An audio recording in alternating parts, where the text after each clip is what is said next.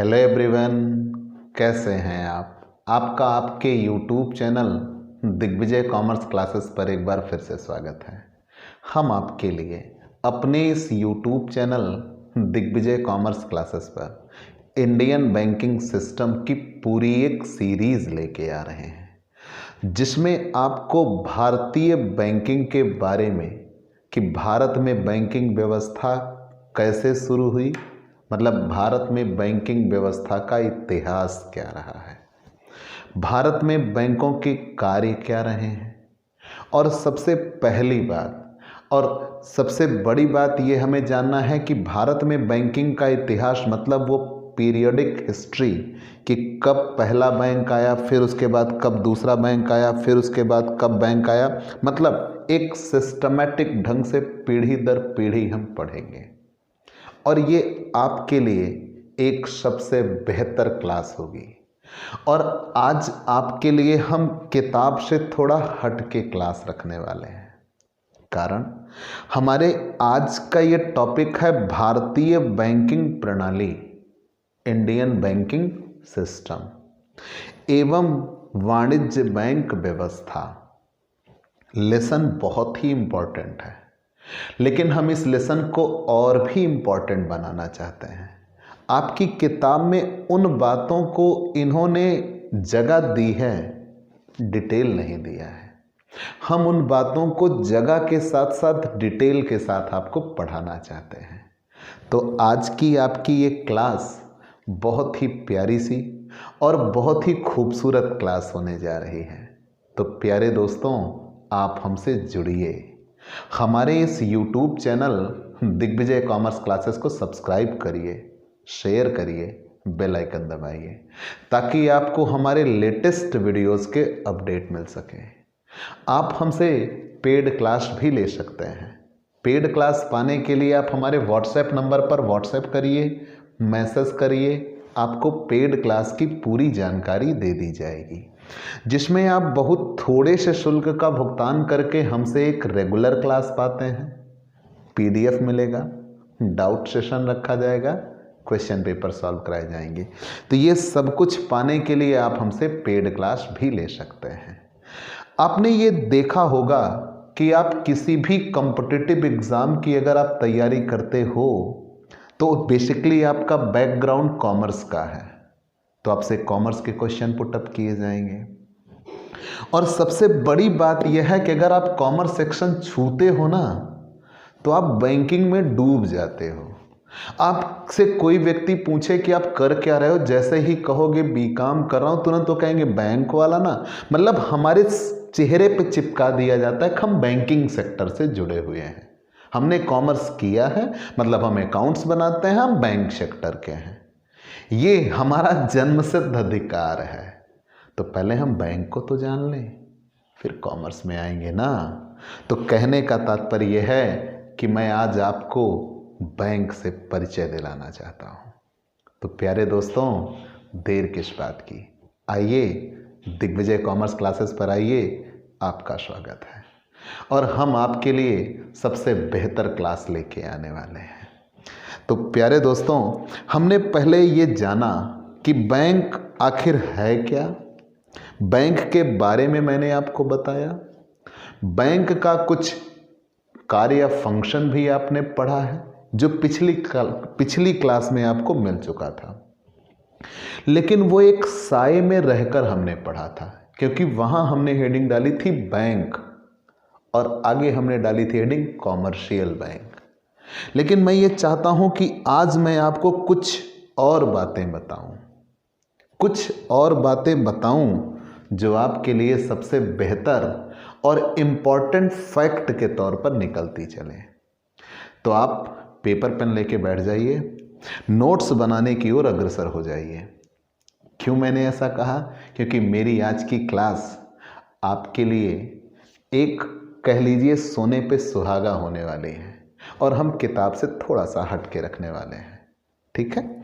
तो सबसे पहले बैंक कहते किसे हैं? तो आपने ये जाना कि बैंक वह वित्तीय व्यवस्था है जो जनता से उसकी जमा स्वीकार करती है और जनता द्वारा मांग किए जाने पर उसका भुगतान करती है। तो अगर सिंपल वर्ड में हम ये बताना चाहें कि बैंक क्या है, तो हम यही इतना बता दें वो काफ़ी है कि बैंक वह वित्तीय व्यवस्था है जो जनता से उनकी जमा स्वीकार करती है और मांगे जाने पर उसका भुगतान करती है। चलिए मान लिया। लेकिन बैंक के बारे में आपसे और ऑब्जेक्टिव क्वेश्चन या कंपटीशन एग्जाम में, और भैया आप अवध यूनिवर्सिटी के हो ना, आपकी तो पूरी पढ़ाई कॉम्पिटिटिव कर ही दी गई है, तो आप ये जानते रहिए, आपके लिए बहुत काम आएगा और इसी एग्जाम में काम आएगा। पूछे जाते रहे हैं और पूछे जा सकते भी हैं। आप पढ़ेंगे ना आप ये क्लास, तो आपको लगेगा कि हाँ यार ये क्वेश्चन आ सकता है। ठीक है, तो हमने बैंक के बारे में बताया कि बैंक वह वित्तीय व्यवस्था संस्था है, बैंक वह वित्तीय संस्था है जो जनता से उनकी जमा स्वीकार करती है और मांग किए जाने पर उसका भुगतान करती है। लेकिन अगर हम बैंक का और परिचय देना चाहें तो बैंक वित्तीय बाजार में आते हैं, बैंक मुद्रा बाजार में आते हैं और बैंक संगठित बाजार में आते हैं। क्योंकि आपने पढ़ा होगा वित्तीय बाजार, वित्तीय बाजार में आपने दो बाजार पढ़े होंगे, मुद्रा बाजार और पूंजी बाजार। तो बैंक तो मुद्रा बाजार में आते हैं और मुद्रा बाजार में भी किस बाजार में आते हैं? संगठित में आते हैं। असंगठित में तो देसी साहूकार महाजन आते हैं। चलिए ये भी जान लिया। और बैंक एक अल्पकालीन बाजार होता है। अब यहाँ आप सोचिए कि मनी सेक्शन आप खत्म कर चुके हो ना, तो मनी सेक्शन को हम किससे जोड़ रहे हैं? बैंकिंग से जोड़ रहे हैं। तो बैंक अल्पकालीन बाजार में आते हैं। ठीक है, मैंने क्या कहा? बैंक किस में आते हैं? अल्पकालीन बाजार में आते हैं। बैंक संविधान की 12 अनुसूची में से, मतलब संविधान की 12 अनुसूचियां हैं, 12 अनुसूची में से 7वीं अनुसूची में बैंक आते हैं। ठीक है, ये भी आप जानते रहिए। आप संविधान पढ़ेंगे तो 12 संविधान हमारी अनुसूची और अनुच्छेद में बांटा गया है। तो संविधान की 12 अनुसूचियां हैं कुल, और 12 अनुसूची में से 7वीं अनुसूची में बैंक को रखा गया है। ठीक है, बैंक को 12 अनुसूची में से, संविधान की 12 अनुसूची में से 7वीं अनुसूची में रखा गया। ये सारी बातें ऑब्जेक्टिव ही हैं। तो मैंने आपसे क्या कहा? बैंक, हम सिर्फ बैंक का एक परिचय दे रहे हैं और सिर्फ उतना ही परिचय दे रहे हैं जो ऑब्जेक्टिव एग्जाम के लिए आपके लिए महत्वपूर्ण है। ठीक है, सिर्फ उतना ही परिचय दे रहे हैं जो ऑब्जेक्टिव एग्जाम में आपको आएगा। तो मैंने ये कहा कि बैंक एक वित्तीय बाजार है, एक मुद्रा बाजार है और एक संगठित बाजार है। चूंकि ये मुद्रा बाजार है इसीलिए बैंक को हम एक अल्पकालीन बाजार कहते हैं। और संविधान की 12 सूची होती हैं, 12 अनुसूची होती हैं। उन 12 अनुसूची में से बैंक 7वीं अनुसूची में आते हैं। चलिए ये भी मान लिया। और बैंक संघ सूची में आते हैं। आप बताइए बेटा, आप संविधान के जानकार नहीं हो, मुझे पता है कि आपने कॉन्स्टिट्यूशन नहीं पढ़ा है, लेकिन आपको भारत का संविधान पता होना चाहिए और आगे कंपटीशन के लिए आपको संविधान पढ़ना होगा। लेकिन बैंक तो पढ़ रहे हो ना, तो बैंक के बारे में तो जान लो। बैंक किस सूची में आएगा, कहाँ आएगा? तो मैंने ये कहा कि 12 अनुसूची होती हैं, उसमें से बैंक किस में आते हैं? 7वीं अनुसूची में आते हैं। और उस 7वीं अनुसूची को संघ सूची कहा जाता है। तो बैंक संघ सूची में आते हैं। अच्छा, ये संघ सूची की विशेषता क्या होती है? ठीक है, तो संघ सूची की विशेषता यह होती है कि 7वीं अनुसूची में केंद्र और राज्य के बंटवारे का उल्लेख है कि किस पर केंद्र का नियंत्रण होगा और किस पर राज्य का नियंत्रण होगा, किस पर केंद्र और राज्य दोनों का नियंत्रण होगा। तो बैंक पर केंद्र का नियंत्रण होता है, इसीलिए इनको संघ सूची में रखा जाता है। तो बैंक पर किसका नियंत्रण होता है? केंद्र सरकार का नियंत्रण होता है, इसीलिए इसको किस में रखते हैं? संघ सूची में रखते हैं। Confirm? Is that clear? Absolutely clear ना बेटा। देखिए, आप और हम मिलकर एक सक्रिय भूमिका निभाइए। जब हमारा आपका सहयोग सक्रिय होगा ना, तो पढ़ने का आनंद आएगा। और बेहतर पढ़ने का आएगा। ये प्रॉमिस है मेरा कि आपको ऐसी क्लासेस आप कभी नहीं पाए होंगे, ये श्योर है। आपने बैंकिंग बहुतों से पढ़ा होगा लेकिन ऐसे ना पढ़ा होगा। मैं आपके लिए 12th B Com plus UGC NET, इन 3 चीज़ों की क्लासेस मिलाकर मैं आपके लिए बैंकिंग की एक क्लासेस लेके आ रहा हूँ। ठीक है, तो आपके लिए ये गोल्डन चांस है सबसे बेहतर पढ़ने का और सबसे बेहतर नंबर पाने का। ठीक है, और ये आपके सिलेबस का है कि भारतीय बैंकिंग प्रणाली का हिस्टोरिक बैकग्राउंड क्या रहा है। तो मैंने आपसे क्या बताया, अभी तक पूरी बात जान लेते हैं। और बैंक अर्थव्यवस्था के तृतीय क्षेत्र में आते हैं। अर्थव्यवस्था के 3 क्षेत्र हैं। अर्थव्यवस्था के प्राथमिक क्षेत्र में कृषि आती है और अर्थव्यवस्था के द्वितीयक क्षेत्र में उद्योग आते हैं और अर्थव्यवस्था के तृतीय क्षेत्र में सेवा क्षेत्र आता है और उसी सेवा क्षेत्र में किनको शामिल किया जाता है, बैंक को शामिल किया जाता है। कंफर्म? अर्थव्यवस्था के तृतीय क्षेत्र में आते हैं और तृतीय क्षेत्र में किनको शामिल किया जाता है, सेवा क्षेत्र को शामिल किया जाता है। इसीलिए बैंक तृतीय क्षेत्र में, अर्थव्यवस्था के तृतीय क्षेत्र में आते हैं। थर्ड, चलिए मान लिया, तो पूरी बात अभी तक आपने क्या जाना, ये सिर्फ बैंक का एक परिचय था। ठीक है ना, आपने बैंक पढ़ा, बैंक के बारे में सीधा निकल गए commercial bank, development bank, RBI, SBI. सच में आपने बैंक को तो बहुत जाना नहीं, आपने किसी इंसान की एक उंगली को जाना, उसके नाक को जाना, उसके मुंह को जाना, उसकी आंखों को जाना, आपने उस इंसान को कहाँ जाना। तो हमें बैंक का तो परिचय चाहिए था ना, तो मैं आपको बैंक का इंट्रोडक्शन दे रहा हूँ। तो बैंक वह वित्तीय संस्था है, एक एक बात पढ़िएगा, कि बैंक वह वित्तीय संस्था है जो जनता से उनकी जमा स्वीकार करती है और जनता द्वारा मांग किए जाने पर उसका भुगतान करती है। ठीक, तो मैंने क्या कहा कि बैंक वह वित्तीय संस्था है जो जनता से जमा स्वीकार करती है और जनता द्वारा मांग किए जाने पर उसका भुगतान करती है। तो सबसे पहले बैंक के परिचय पे आ गए। बैंक का परिचय क्या, तो मैंने ये दिया कि बैंक एक वित्तीय बाजार है, बैंक एक मुद्रा बाजार है और बैंक एक संगठित बाजार है। इसीलिए बैंक को अल्पकालीन बाजार भी कहा जाता है क्योंकि ये मुद्रा बाजार में आता है। और बैंक संविधान की 12 अनुसूची में से 7वीं अनुसूची में आते हैं। 12 अनुसूची में से 7वीं अनुसूची में आते हैं और जो कि संघ सूची है, बैंक संघ सूची में आते हैं। आखिर ये संघ सूची है क्या, तो संविधान की 7वीं अनुसूची में ये बंटवारा किया गया है कि कौन कौन सी मदें केंद्र के अंतर्गत आएंगी और कौन कौन सी राज्य के अंतर्गत आएंगी और कौन कौन सी दोनों के अंतर्गत रहेंगी। तो बैंक केंद्र के अंतर्गत आते हैं, इसीलिए इनको संघ सूची में शामिल किया जाता है। और बैंक अर्थव्यवस्था के तृतीय क्षेत्र में आते हैं। अर्थव्यवस्था के प्राथमिक क्षेत्र में कृषि, द्वितीय क्षेत्र में उद्योग और तृतीय क्षेत्र में सेवा क्षेत्र को रखा गया है जिसमें बैंक को शामिल किया जाता है। बैंक के कार्य क्या है, what is the function of bank, bank के कार्य क्या बनते हैं, तो कुछ बातें जानते हैं। क्या क्या, जनता की जमा को स्वीकार करते हैं। ये कल हम क्लास में बता भी चुके थे कि बैंक का प्रमुख कार्य क्या है, ये जनता की जमाओं को स्वीकार करते हैं। कैसे, तो ये जनता की जमा को स्वीकार करने के लिए करंट अकाउंट रखते हैं, करंट डिपॉजिट, कि आपके पास जो भी चालू राशियां हो जमा करिए हमारे पास।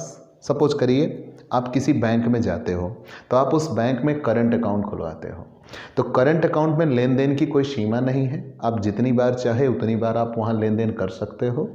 आपको उस पर वो कोई ब्याज नहीं देते या ब्याज लगभग नाम मात्र का देते हैं, बेसिकली वो नहीं देते हैं। और कुछ बैंक तो ऐसे भी होते हैं कि जो आपसे उस पर कुछ चार्ज भी लेते हैं, मतलब वहाँ लेन देन की कोई सीमा नहीं होती, आप जितनी बार चाहो उतनी बार लेन देन कर सकते हो। हाँ, उस पर बेनिफिट ये होता है कि आप ओवरड्राफ्ट की सुविधा पा जाते हो, चेकबुक भी मिलता है और व्यापारी वर्ग के लिए सबसे उपयुक्त होता है। ठीक है, ये कल बता चुका हूँ, फिर से जान लीजिए। मैंने क्या कहा, बैंक हमारी जमा को स्वीकार करते हैं। कैसे, हम बैंकों में करंट अकाउंट खुलवा सकते हैं। तो करंट अकाउंट ये होता है कि हमारी जितनी जमा होगी, बचत के रूप में अगर हम जमा करना चाहते हैं तो वहाँ जमा कर सकते हैं और जब चाहे वहाँ से निकाल सकते हैं। मतलब वहाँ ट्रांजैक्शन की कोई सीमा नहीं है, जितनी बार चाहे आप उतनी बार लेन देन करिए, कोई रोक टोक नहीं। दिन भर में भी आप कई बार लेन देन कर सकते हो, लेकिन बैंक उस पर आपको ब्याज नहीं देगी। क्योंकि बैंक इस पैसे को कहीं लगा नहीं सकती, वो सोचती है कि अगले पल आपको उसके पैसे की ज़रूरत पड़ गई तो आप मांग ले जाओगे, ठीक है। तो इसलिए बैंक उस पैसे को कहीं बाहर लगा नहीं सकती। हम आगे बढ़ गए। और कैसे? बैंक इस खाते पर ओवरड्राफ्ट की सुविधा देती है। आगे पढ़ेंगे। FD से पैसा जमा करा सकती है। हम 3 महीने से लेकर, अभी तो साल भर का चल रहा है, ऐसे समय समय पर 5 साल, 8 साल, 9 साल तक भी पहुंच जाता है। तो मतलब यह है कि हम न्यूनतम 3 महीने से लेकर और लंबी अवधि के लिए अपने पैसे को बैंक में फिक्स कर सकते हैं, स्थायी जमा कर सकते हैं। जब हम स्थायी जमा करते हैं तो बैंक उस पर ऊंची दर से ब्याज देता है, और उसमें यह होता है कि हम उतने समय के लिए बैंक से पैसा नहीं लेने जा रहे हैं। बैंक ये सोचती है और बैंक उसे किसी दूसरी जगह लगा देती है, ठीक है। और FD पर बैंक कोई चेकबुक नहीं देती, याद रखिएगा, करंट अकाउंट पर देती है। फिर बैंक हमसे सेविंग अकाउंट भी हमारा होता है बैंकों में, सेविंग अकाउंट के जरिए भी हम पैसा जमा कर सकते हैं। लेकिन बैंक इस पूरे पैसे को नहीं निकाल सकती, हाँ उसका कुछ हिस्सा निकाल सकती है, इसलिए सेविंग अकाउंट पर ब्याज तो देती है लेकिन थोड़ा कम दर से देती है, ठीक है। तो बेसिकली हम जो बैंकों में खाता खुलवाते हैं वो सेविंग अकाउंट होता है। ये जनता द्वारा मांग किए जाने पर उनकी राशि को लौटा देते हैं। गुल्लक खाता वगैरह है, आवर्ती खाता, वो सब हम बता चुके हैं, वो आप आगे जानिएगा। आज जितनी आवश्यकता है उतना हम बताते रहे। तो बैंक कैसे खाते रखती है? बैंक करंट अकाउंट खुलवा सकते हैं, FD खुलवा सकते हैं, सेविंग अकाउंट भी खुलवा सकते हैं बैंक में हम। गुल्लक खाता बता दिया कि एक गुल्लक होता है, बैंकों से आपको एक गुल्लक दिया जाता है, आप उस गुल्लक को ले जाते हो, घर पे रखते हो, आप उसमें एक निश्चित राशि जमा करते रहते हो और डालते रहते हो उस गुल्लक में। एक निश्चित समय के अंतर में आप उस गुल्लक को बैंक के पास ले जाते हो, बैंक उस गुल्लक को खोलता है और उसमें जितने पैसे जमा होते हैं उतना आपके खाते में क्रेडिट कर दिया जाता है। उसे एक गुल्लक खाता, आवर्ती जमा खाता या, ठीक है, गुल्लक खाता, कई नामों से जाना जाता है। फिर हम आगे आते हैं। बैंक जनता द्वारा मांग किए जाने पर उनकी राशि वापस लौटा देते हैं। जब हम पैसा मांगते हैं तो हमारे पैसे का बैंक हमें भुगतान कर देते हैं। तीसरा, इनके यहाँ ऋण सुविधा भी उपलब्ध होती है। बैंकों के द्वारा हमें आसान शर्तों पर ऋण भी उपलब्ध कराया जाता है। जब हमें धन की आवश्यकता होती है तो बैंक से हम साख, नकद साख या ऋण के रूप में भी प्राप्त कर सकते हैं। और सबसे बड़ी बात, बैंक अधिविकर्ष की सुविधा भी उपलब्ध कराते हैं, ओवरड्राफ्ट। अब ये ओवरड्राफ्ट है क्या?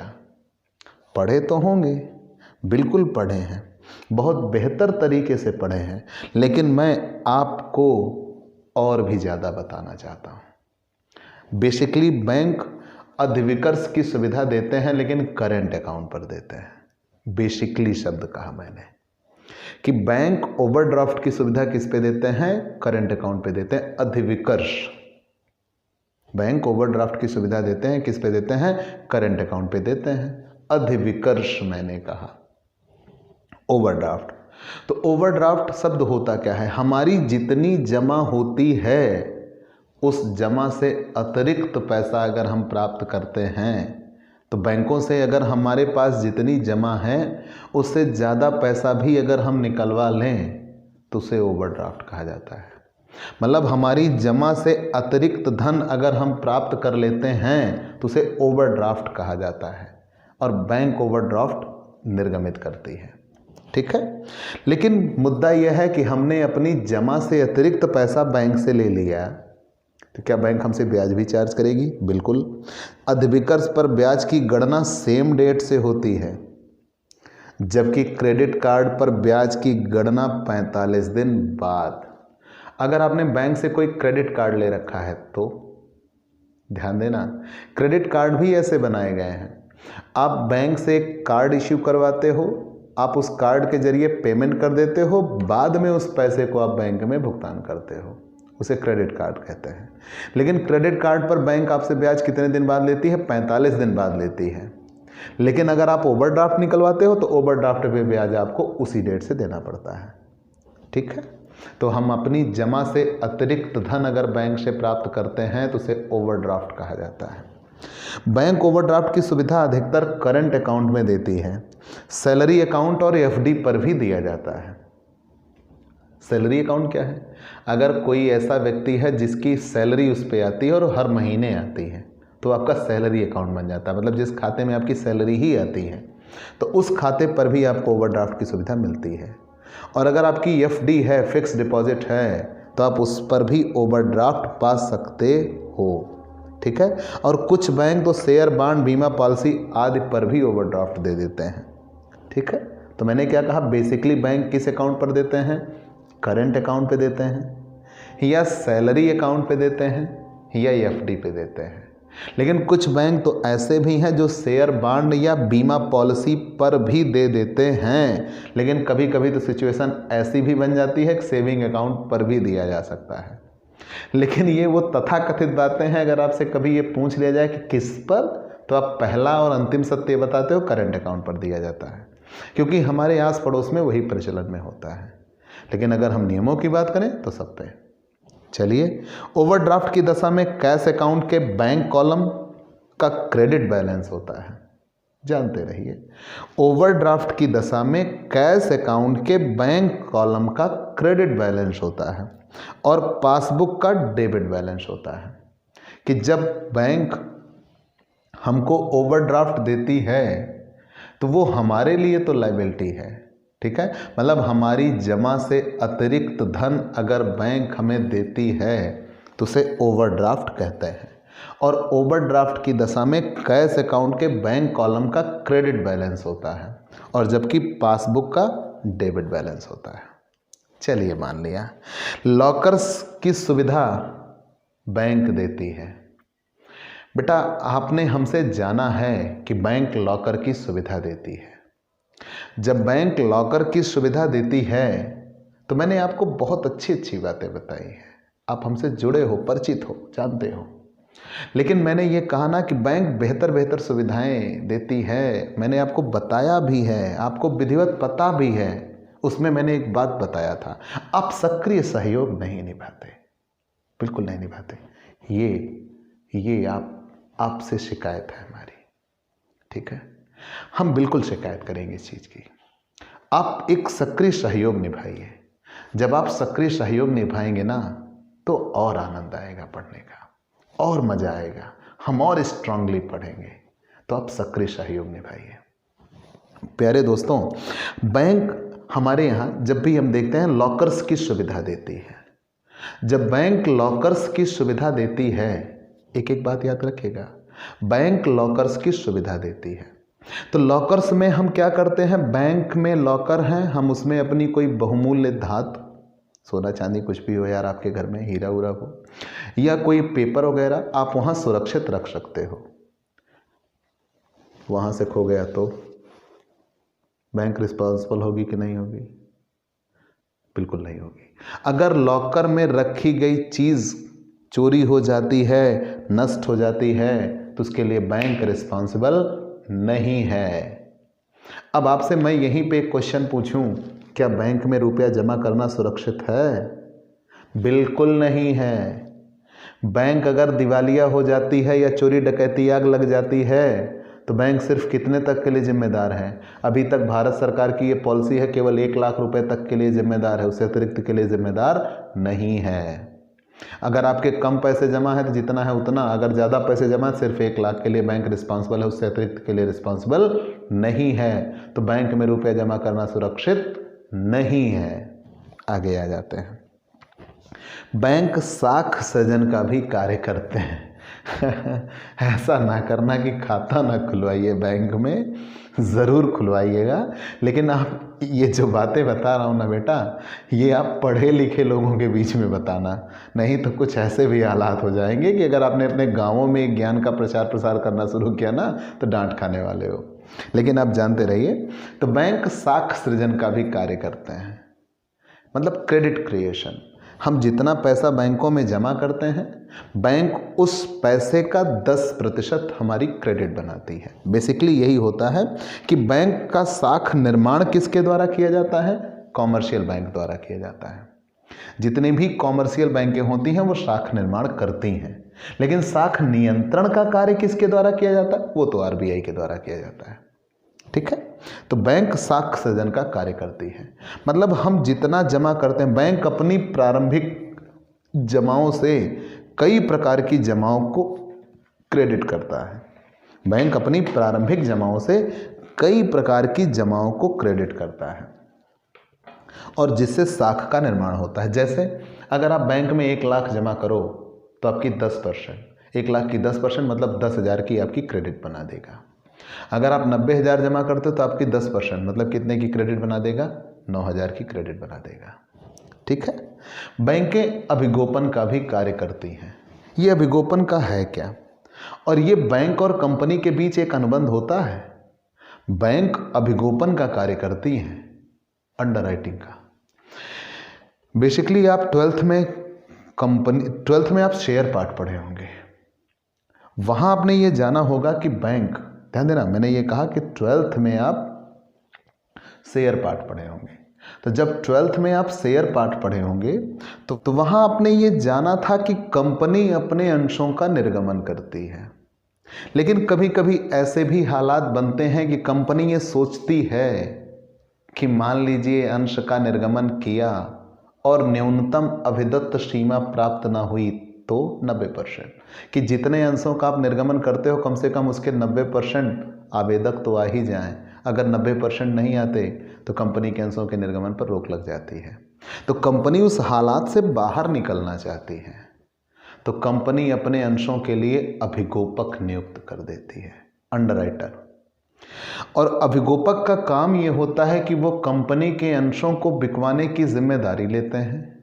साथ ही ये कहते हैं कि हम आपके अंशों को बिकवा देंगे, और अगर कुछ ऐसा हुआ किसी कारणवश अगर हम आपके अंशों को नहीं बिकवा पाते तो आपके अंशों को खुद खरीद लेंगे।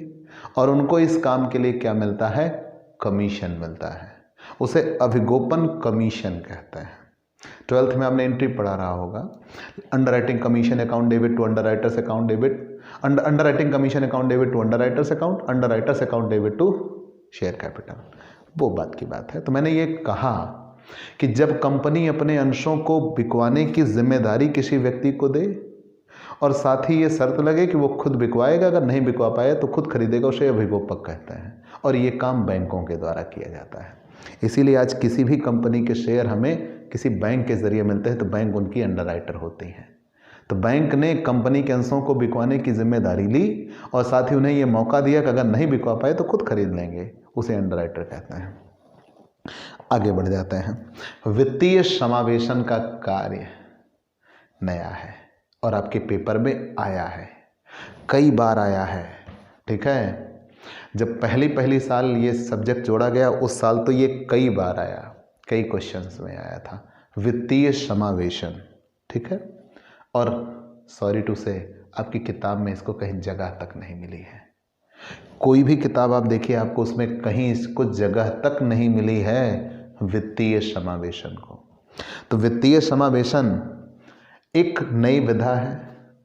हमारे प्रधानमंत्री जी ने भी इसके बारे में बहुत कुछ कहा है, तो हम आप थोड़ी सी चर्चा करते हैं।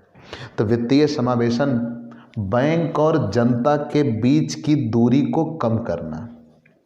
मतलब हम ये सोच लेके आते हैं कि बैंक और जनता के बीच की दूरी को कम किया जाए, मतलब ज़्यादा से ज़्यादा ग्राहक बैंक से जुड़ें, ज़्यादा से ज़्यादा लोगों के बैंकों में खाते हों। जब ज़्यादा से ज़्यादा लोगों के बैंक में खाते होंगे तो वो बैंकिंग सुविधाओं से जुड़ेंगे और उसे वित्तीय समावेशन कहा गया। मतलब बैंक और जनता के बीच की दूरी को कम किया जाए, मतलब अधिक से अधिक जनता को बैंकिंग सुविधाओं के प्रति जागरूक किया जाए, उसे ही वित्तीय समावेशन कहते हैं। ठीक है, याद रखिएगा मैंने क्या कहा, वित्तीय समावेशन कहते किसे हैं कि ज़्यादा से ज़्यादा जनसंख्या बैंकिंग सुविधाओं के प्रति जागरूक हो। आपने ये सुना होगा कि नरेंद्र मोदी ने 1 रुपए पर या 0 बैलेंस पर लोगों के जनधन में खाते खुलवाए। वो इसी की एक देन थी। अभी आगे मैं आपको डिटेल पढ़ा रहा हूं। तो उसे वित्तीय समावेशन कहते हैं।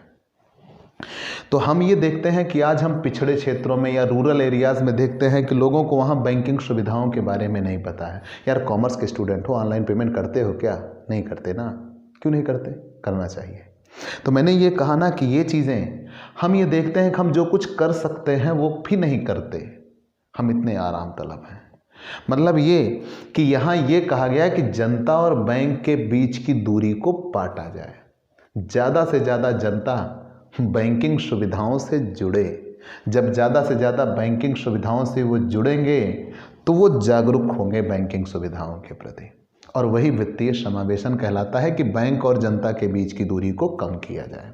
चलिए मान लिया, और इसका सबसे पहली बार प्रयोग अप्रैल 2005 में हुआ था। कब हुआ था? अप्रैल 2005 में हुआ था। YV रेड्डी की अध्यक्षता में हुआ था। नाम तो सुना होगा YV रेड्डी का जी, हमारे RBI के गवर्नर भी रह चुके हैं। तो वित्तीय समावेशन का प्रयोग कब हुआ? मैंने कहा ना, YV रेड्डी की अध्यक्षता में 14वें वित्त आयोग के ये अध्यक्ष थे। 10वीं पंचवर्षीय योजना चल रही थी 2002 से 2007 के बीच में। उसी समय अप्रैल 2005 में वित्तीय समावेशन को बढ़ावा देने के लिए यह वित्तीय समावेशन आया। मैंने क्या कहा? जानते रहिए जी। पता है, मैंने कहा था ना, पेपर पेन खोल लीजिएगा। तो वित्तीय समावेशन, और ईमानदारी से बताऊं, आपको ये क्लास थोड़ी बेहतर लगने लगी या कुछ ऐसा घटित हुआ बीच में आपने लिखना छोड़ दिया? ठीक है ना, और वही गलती हो गई। कोई बात नहीं, आप क्लास फिर से देख सकते हैं और लिख सकते हैं, और बिल्कुल लिख लीजिएगा, ये आपके लिए हितकर होगा। ठीक है, हम एक तरफ से आते हैं।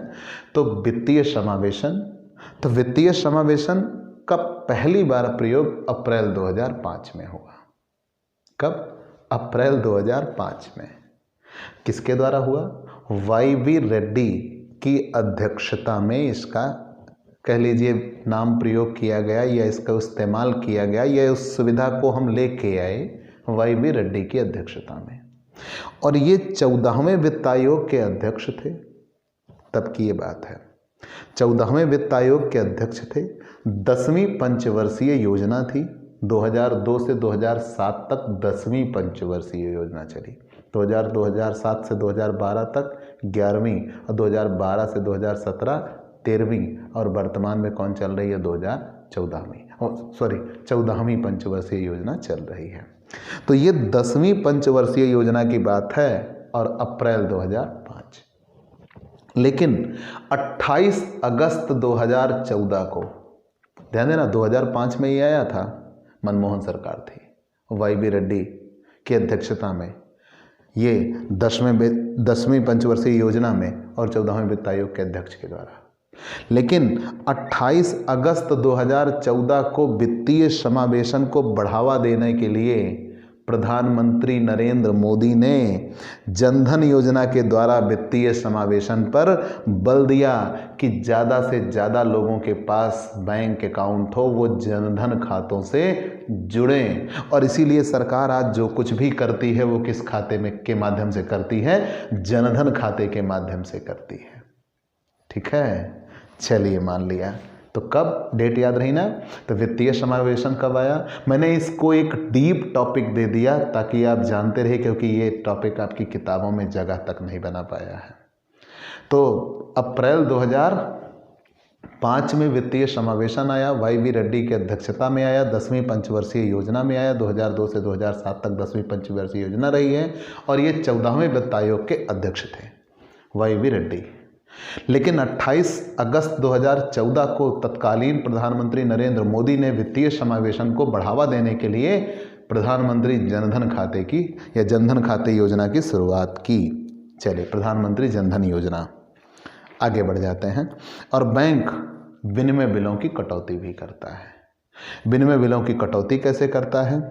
कि बैंक, अगर आपके पास कोई विनिमय बिल है, प्राप्य बिल, और आपको उस प्राप्य बिल पर पैसा प्राप्त करना है। जैसे मान लीजिए मैंने कोई सामान बेचा, एक उदाहरण देके समझते हैं। मैंने कोई सामान बेचा और आपने मुझसे सामान खरीदा, तो आप मुझे पेमेंट दीजिए। लेकिन अब आपके पास पैसे नहीं है, तो आपने मेरे लिए बिल लिख दिया। जब बिल लिख दिया तो 3 महीने के लिए आपने बिल लिख दिया। अब 3 महीने के भीतर मैं आपसे पैसे मांग नहीं सकता। जब 3 महीने बीतेंगे तभी मैं आपसे पैसे मांग सकता हूँ। और बीच में इधर 15-20 दिन के बाद मुझे पैसों की ज़रूरत पड़ गई, तो मैं उस बिल को बैंक के पास लेके जा सकता हूँ। बैंक डिस्काउंट पर मुझे उसकी पेमेंट दे देगा और बाद में उस बिल की वसूली बैंक आपसे कर लेगा। तो बैंक के द्वारा विनिमय बिलों की कटौती भी की जाती है। तो ये सारी चीज़ें हमने बैंक के बारे में आपको बताया।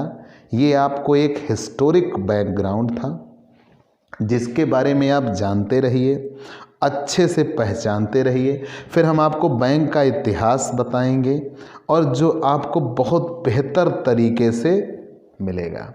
लेकिन आपको एक और क्वेश्चन बता देते हैं जो आप जानते रहिए और जो आपको सर्वथा ही जानना चाहिए। भारत में वर्तमान में नोट छापने की कितनी प्रेस हैं? क्या हुआ? किताबों में नहीं है, डोंट वरी। भारत में नोट छापने की कितनी प्रेस हैं? 4। कितनी प्रेस हैं? 4। कौन कौन सी? एक तो नासिक में है, महाराष्ट्र, नासिक महाराष्ट्र में है। दूसरी देवास मध्य प्रदेश में है। और ये दोनों प्रेसें भारत सरकार के अंडर में काम करती है। मैंने क्या कहा? भारत में इस समय कितनी नोट छापने की प्रेस हैं? 4। कौन कौन सी? एक नासिक जो महाराष्ट्र में आता है, देवास जो मध्य प्रदेश में आता है, और ये दोनों प्रेस भारत सरकार के अंडर में काम करती हैं। तीसरी मैसूर में है जो कि कर्नाटक में है, मैसूर कर्नाटक राज्य में। और शाहबोनी, चौथी है शाहबोनी पश्चिम बंगाल में। तो मैसूर कर्नाटक, मैसूर वाली जो कर्नाटक में है, शाहबोनी जो पश्चिम बंगाल में है, ये दोनों आरबीआई के अंडर में कार्य करती हैं। और वर्तमान में आरबीआई 2 रुपये, 5 रुपये, 10 रुपये, 20 रुपये, 50 रुपये, 100 रुपये, 200 रुपये, 500 रुपये और 2000 रुपये के नोट जारी करता है। और न्यूनतम कोष प्रणाली से जारी करता है। न्यूनतम कोष प्रणाली से 200 करोड़ का फंड अपने पास रखकर जारी करती है नोट, जिसमें 115 करोड़ का सोना और 85 करोड़ की सिक्योरिटी होती है। ठीक है। और इसके पहले आनुपातिक कोष प्रणाली हुआ करती थी। अपनी नोट पहचानते हो? आरबीआई द्वारा जारी नोट पर 17 भाषा में रुपया लिखा रहता है। ठीक है। आरबीआई द्वारा जो नोट जारी होती है उस पे 17 भाषा में रुपया लिखा रहता है। ठीक है। 17 लैंग्वेज में रुपया लिखा रहता है। वो कौन कौन सी लैंग्वेज है वो आप नेट पे सर्च करके पा लीजिएगा, लेकिन रुपया 17 भाषा में लिखा रहता है। और नोट वचन पत्र होते हैं, प्रोमिसरी नोट होते हैं। सिर्फ 1 रुपये के नोट और सिक्के को छोड़कर बाकी सारे नोट प्रोमिसरी नोट होते हैं। और एक बड़ी बात, आरबीआई की कोई फॉरेन ब्रांच नहीं होती। चलिए, तो ये सब ऐसी विशेष बातें थी जो आपको जानते रहना होगा, पहचानते रहने होगा। ठीक है दोस्तों, तो कल हम आपको भारत की बैंक का इतिहास बताएंगे। आज आपने बैंक को जाना या पहचाना, मतलब आज आपके लिए क्लास थी बैंकिंग इंट्रोडक्शन। तो प्यारे दोस्तों, ये क्लास कैसी लगी हमें ज़रूर बताइएगा। आपके लाइक और कमेंट का इंतज़ार रहेगा। आप हमसे पेड क्लास ले सकते हैं। पेड क्लास पाने के लिए आप हमारे व्हाट्सएप नंबर पर आइए, व्हाट्सएप करिए, मैसेज करिए। आपको पेड क्लास की पूरी जानकारी दे दी जाएगी, जिसमें आप बहुत थोड़े से शुल्क का भुगतान करके हमसे एक रेगुलर क्लास पाते हैं। पीडीएफ मिलेगा, डाउट सेशन रखा जाएगा, क्वेश्चन पेपर सॉल्व कराए जाएंगे। तो ये सब कुछ पाने के लिए आप हमसे पेड क्लास ले सकते हैं और आप अपनी पढ़ाई को एकदम शानदार तरीके से पूरा कर सकते हैं। तो प्यारे दोस्तों, जुट जाइए। दिग्विजय कॉमर्स क्लासेस आपके लिए हर वो कार्य करेगा जो आपकी सफलता सुनिश्चित करता है। तो अगर नए जुड़े हैं तो हमसे हमारे इस YouTube channel Digvijay commerce classes को सब्सक्राइब करिए, शेयर करिए, बेल आइकन दबाइए ताकि आपको हमारे लेटेस्ट वीडियोस के अपडेट मिल सकें।